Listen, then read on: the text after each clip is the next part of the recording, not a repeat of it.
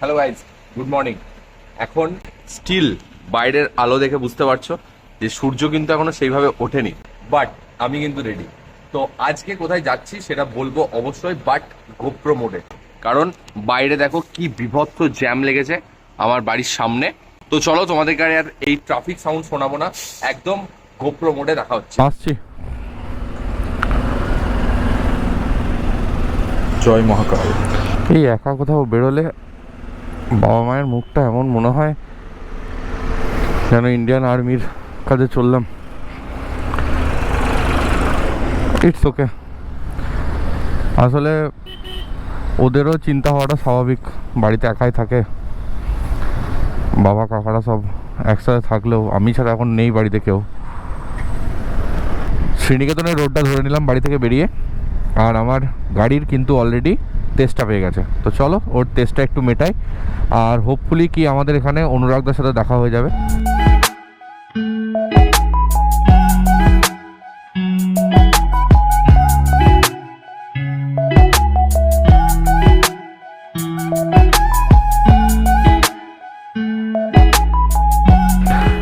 অনুরাগদা চলে এসছে ফাইনালি।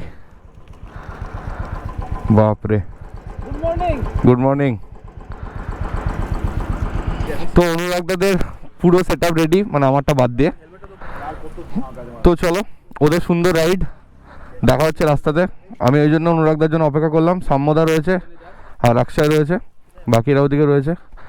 আমি যাচ্ছি, তোমাদেরকে শুধু এইটুকু ইয়ে করবো বলে চলে এলাম আমরা। যাই হোক, তো আসলে ওদের একটা বড় রাইডের প্ল্যান হচ্ছে, ওই জন্য ওরা একটা এরকম টিম আপ করে চললো। একদমই তাই, আশা করছি। লেটস সি কোথায় ইয়ে করা যায়। আর এই যে পলিউশন ম্যান, বাপরে, আমি তো ভাবলাম আকাশ আম্বানি কিভাবে গাড়িটা নিয়ে এলো। ও বাপরে, আমি তো ঘাবড়ে গেছিলাম, তা ভাবলাম না, এ তো আমাদের ভাই। চলো আমরা বেরোই এবার, আর লেট করবো না, দেখা হচ্ছে। এই যে পেট্রোল অ্যাক্টিভেটারটা ডাললাম, এটার কি কাজ আর কেনই বা ডাললাম, এটা আমি আমার মেন চ্যানেলে একটা ছোট্ট ভিডিও বানাবো, সেটার জন্য এই ক্লিপটা নিয়েছিলাম। তো তোমরা যারা বাইকিং কমিউনিটি থেকে বিলং করো আশা করি জানো, আর না জানলে আমার মেন চ্যানেলটা সাবস্ক্রাইব করো বাইকিং কমিউনিটির বাইক মেনটেন্যান্স এবং বাইক রিলেটেড ভিডিও দেখার জন্য। এটা নিজের প্রমোশন নিজেই করে দিলাম। যাই হোক, তো আর লেট করবো না, অলরেডি ওদের সাথে মিট আপ করে আমাদের বেজে গেছে হচ্ছে 7:14। একটা ব্রেকফাস্ট স্টপেজ তো নেবই। যাই হোক, মেনলি তোমাদেরকে বলিই নি যে কোথায় যাচ্ছি। আসলে আজকে তোমাদেরকে নিয়ে যাচ্ছি হচ্ছে পুরুলিয়ার দোলাডাঙ্গা বলে যে জায়গাটা আছে সেখানে। মেনলি এই জায়গাটা কিন্তু তোমার একটু ক্যাম্পিং, তারপরে রিভার ক্যাম্পিংয়ের জন্য কিন্তু বেশ পপুলার হয়েছে, আর টোটালি অফবিট প্লেস। ছুঁড়ে ফেলে দে তোর গল্প বলা খড়ি, শূন্যে খুঁড়োর কল, সব মিথ্যে আহামরি, একটু শুনতে চাই। ইলামবাজারের এই রাস্তাটা, উফ মাইরি, প্রতিদিন আমি পেরোই, বাট কি যে ভালো লাগে আমি বলে বোঝাতে পারবো না। বাট আজকে ভালো লাগাটা 3 গুণ, কারণ হচ্ছে যে তেলের কাটাটা পুরো ফুল, ঠিক আছে, কোনো ব্যাপারই নয়। আর শনিবার, তার সাথে উইকেন্ড স্টার্ট হয়ে গেছে, স্ট্রেস লেভেল এমনি ডাউন। তো চলো, এখন অনেকটা রাস্তা যেতে হবে, প্রায় আমাদের বোলপুর টু দোলাডাঙ্গা পুরুলিয়ার ক্যাম্পটা মোটামুটি 160 কিলোমিটারের মতো।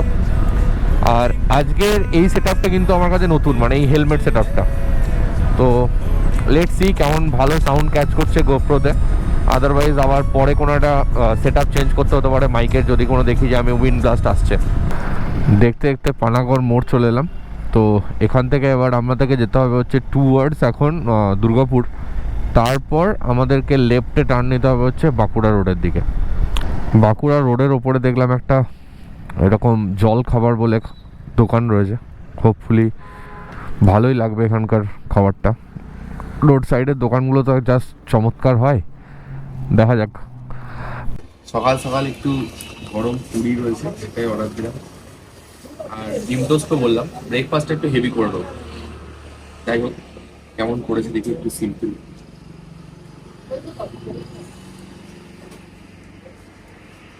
ভালো তো এনি।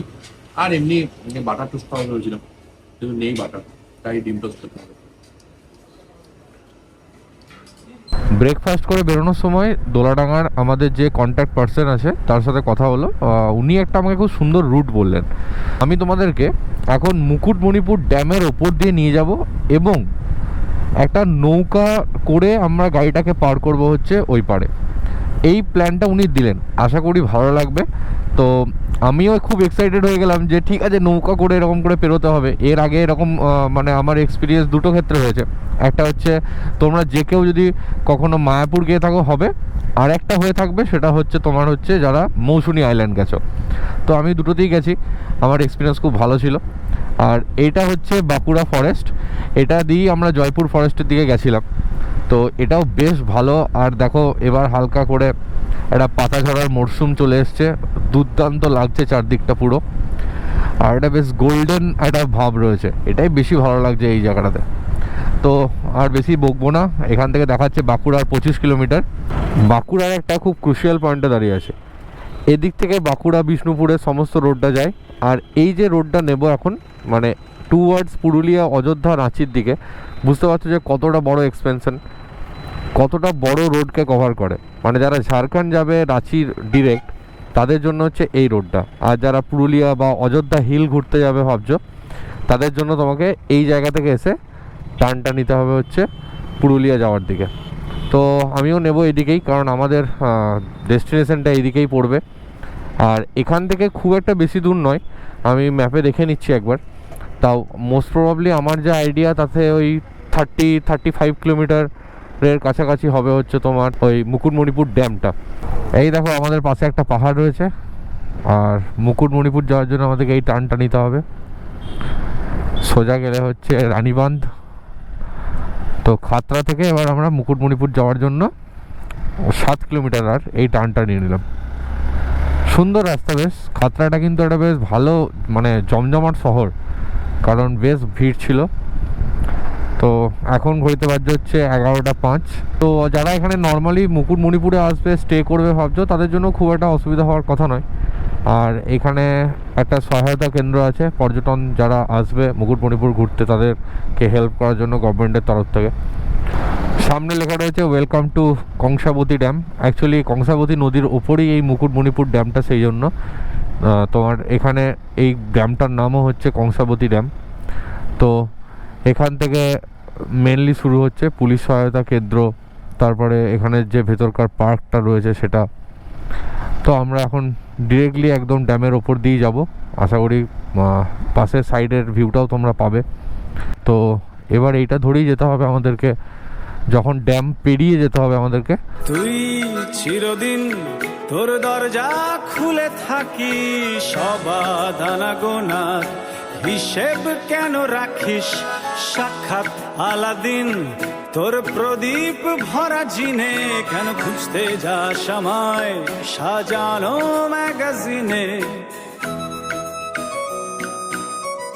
শেষে এখানে একটা এরকম ফেরিঘাটের মতো রয়েছে, বললো যে এখান থেকে কথা বলে নিতে যে ফেরিঘাটটা পেরিয়ে চলে যাওয়া যাবে। ফেরিঘাটটা কোন দিকে দাদা? ফেরিঘাট ফেরিঘাট নিচেরটা প্রচণ্ড কনফিউজিং, কারণ বললো যে ফেরিঘাট দিয়ে পেরিয়ে যাওয়া যাবে, প্রচুর বাইকও পেরোচ্ছে। এই তো এখান থেকে চলো আমরা এবার এগোই। তোরে বিকেল ঘুড়ি ছিঁড়ে দিতে পারি, তোকে আলোর আলপিন। এবার সব থেকে হার্ড কাজ। কাকা স্টার্ট করবো নাকি?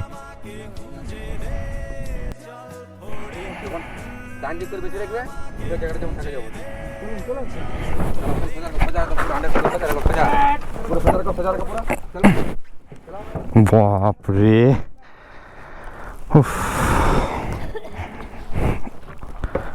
যা তাই ব্যাপার।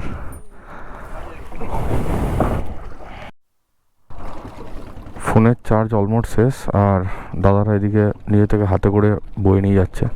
তবে এখানে তোমার ভটভটি মানে যেটা হচ্ছে মোটর দিয়েও কিন্তু আছে। আশা করছি আমরা নদীর ওই পাড়ে গিয়েই দাঁড়িয়ে যাবো। তো লেটসি। আর ড্যামের মধ্যে দিয়ে যাচ্ছে কিন্তু এখন পুরো আমরা, চারপাশে ড্যামের জলটা দেখতে পাচ্ছ। আসলে মুকুটমণিপুর কিন্তু একটা বিশাল বিশাল ড্যাম, বিশাল। দেখা যাক কোথায় আমাদেরকে ড্রপ করে।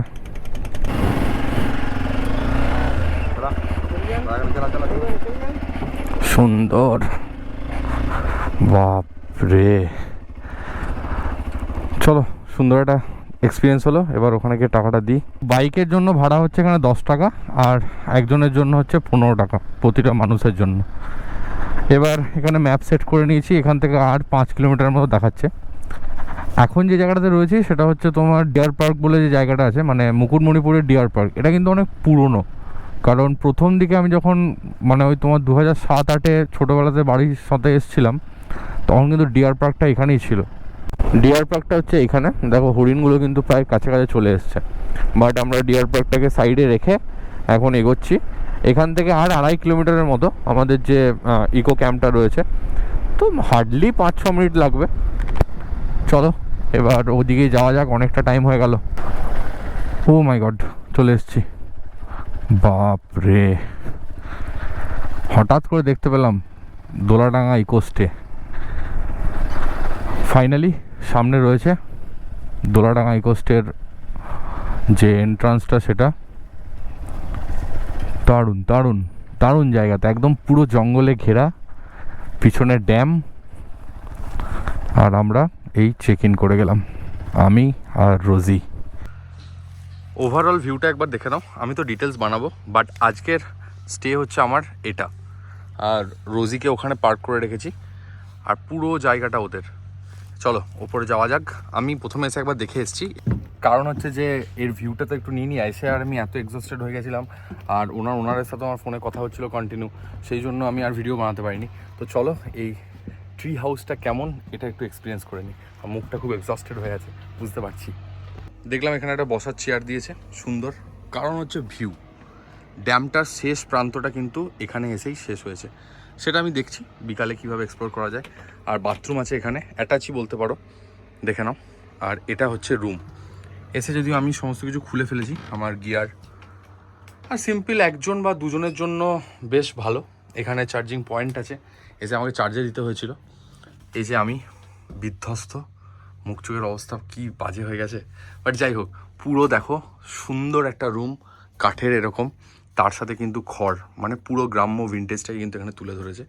আর বাকি তো আচ্ছা, একটা ইম্পর্টেন্ট জিনিস, বাকি এখানে একটা কিট দিয়েছে দেখো কত সুন্দরভাবে, যার মধ্যে ব্রাশ দিয়েছে দুটো। আমি তো একা রাইড করছি আজকে, দুটো ব্রাশে কি করব, নিয়ে চলে যাবো ভাবছি। बड़ा हरामी हो बेटा। তো চলো এবার ফ্রেশ হয়ে নিই। আর এদের লাঞ্চের জন্য গোটা রাস্তা জুড়ে আমি অপেক্ষা করেছি। তো একটু স্নান টান করে নিয়ে, মুখ চোখের যা অবস্থা, চুল টুল একটু ঠিক করে নিই, তারপর দেখা হচ্ছে খাবারের টেবিলে। আসলে এখানে বসে থাকতে থাকতে টাইমটা কেটে যাচ্ছিলো, মনেই ছিল না। তো উনি ডাকলেন, আমার স্নানও করা হয়নি, ঘুমও পাচ্ছে। তো ভাবলাম খাবার যখন রেডি করেছে আগে খেয়ে আসি, তারপরে স্নান করব। আর মজার বিষয় হচ্ছে যে এই যে গোটা ক্যাম্পটা তোমরা দেখতে পাচ্ছ, আর এই সাইডটাও যেটা দেখতে পাচ্ছ, একমাত্র আমি আছি আজকে গোটা ক্যাম্পে, আমি ছাড়া আর কেউ নেই। তো চলো খাবারটা খেয়ে নিই, আর খাবারে কী কী আছে সেটা শেয়ার করব। তো এটা হচ্ছে এর ভিতরের কিচেন সেট আপ। আমি এসে দেখলাম যে এটা হচ্ছে অ্যাকচুয়ালি আলাফিয়ার একটা ট্যুরিজমের পার্ট। যাই হোক, তো চলো খেতে বসে যাই, তারপরে দেখছি। আর একদম এখানেই রেডি করছে পুরো দেশি রান্না। তো ভাত তো দিয়ে দিয়েছে, এর সাথে একটা বেশ এরকম সাইজের বেগুন ভাজা, মাছের ঝোল, আলু পোস্ত, আর হচ্ছে ডাল। চলো খেয়া শুরু করি। আর আমি তো রিভিউ দেখেছি যে খুব সুন্দর, আর লেট করবো না, ডাল আলু পোস্ত আর মাছ দিয়ে খাই, বাকি আপডেটটা খেতে খেতে দেবো। সিম্পল বাট সাধারণ, হয়তো খিদে বলেই বেশি ভালো লাগবে, বাট সুন্দর লাগছে খেতে। চলো খেয়ে নিই। তো খেয়ে চলে এলাম।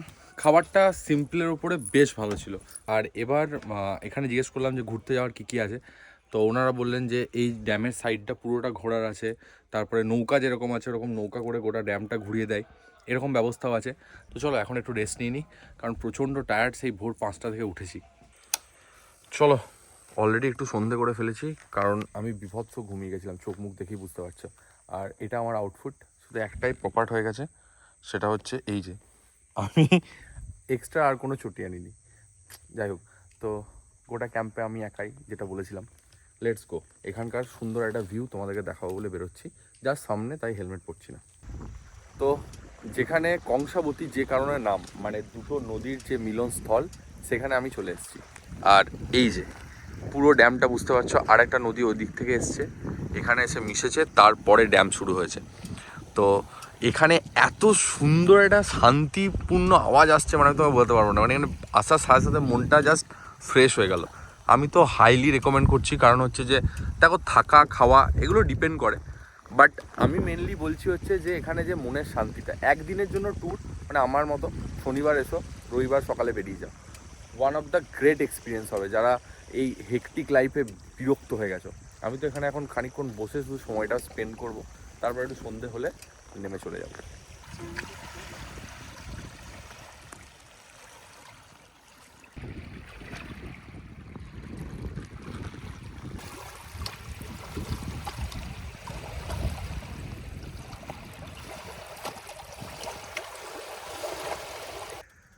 দেখো ওখান থেকে জাস্ট বাইকটা নিয়ে এলাম, আর সামনে এই ভিউটা, এটা হচ্ছে ড্যামের একদম শেষ প্রান্ত বলতে পারো। আর এই জায়গাটাকে ছোট শিকারি দ্বীপ বলে, মেন শিকারি দ্বীপ কিন্তু এইটা, মধ্যে একটা জল রয়েছে, মানে ড্যামের জলটা।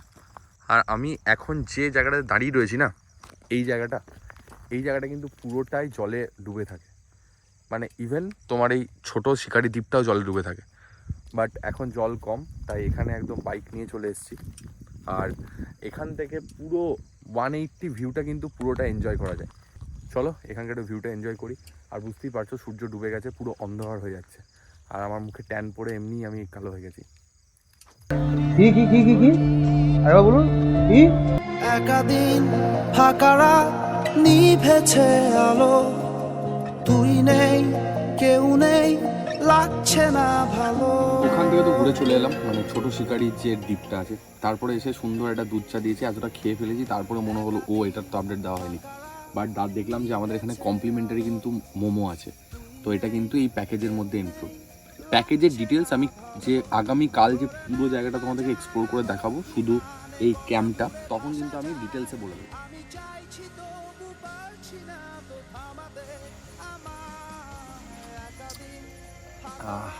কমপ্লিমেন্টারি, আমি যে ইকো স্টেতে রয়েছি, এখানে আমাদেরকে মোমো, তার সাথে গ্রিন চাটনি, এবং আমি সারপ্রাইজ হলাম দেখে যে এরকম ভরপুর চিকেন দিয়ে বানানো চিকেন ক্লিয়ার স্যুপ।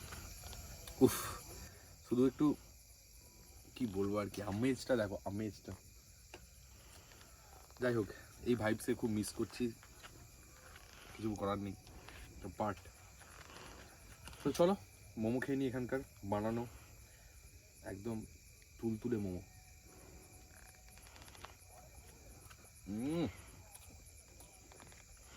ক্লাস।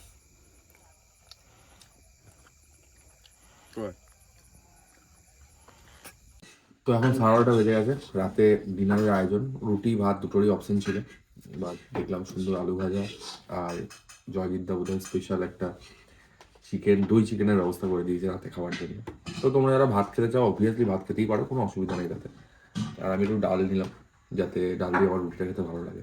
চলো খাওয়া যাক। আর দই চিকেনটা কেমন করেছে সেটা খাওয়ার পরে বলছি। দই চিকেনটা আলাদাই বানিয়েছে, সিরিয়াসলি বলছি। বাড়িতে তো একটা রুটি খাই, আর দিয়ে আরেকটা রুটি নিই, 4টে রুটি খেয়ে নিলাম অলরেডি। কি লেভেলের যে জুসি বানিয়েছে ব্যাপারটা, মানে ও সেই টেস্ট লাগছে আমাদের মতো, পারফেক্ট, 10/10। চলো এটাই আপডেট দেওয়ার ছিল, বাকিটা খাই। আর এখানে আমি শেষ করে দেবো, আর বেশি বাড়াবো না। তো খাবারটা শেষ করে নিই, কাল দেখা হচ্ছে। কাল পুরো ওভারভিউ দেবো এই এরিয়াটার। স্টেটিং।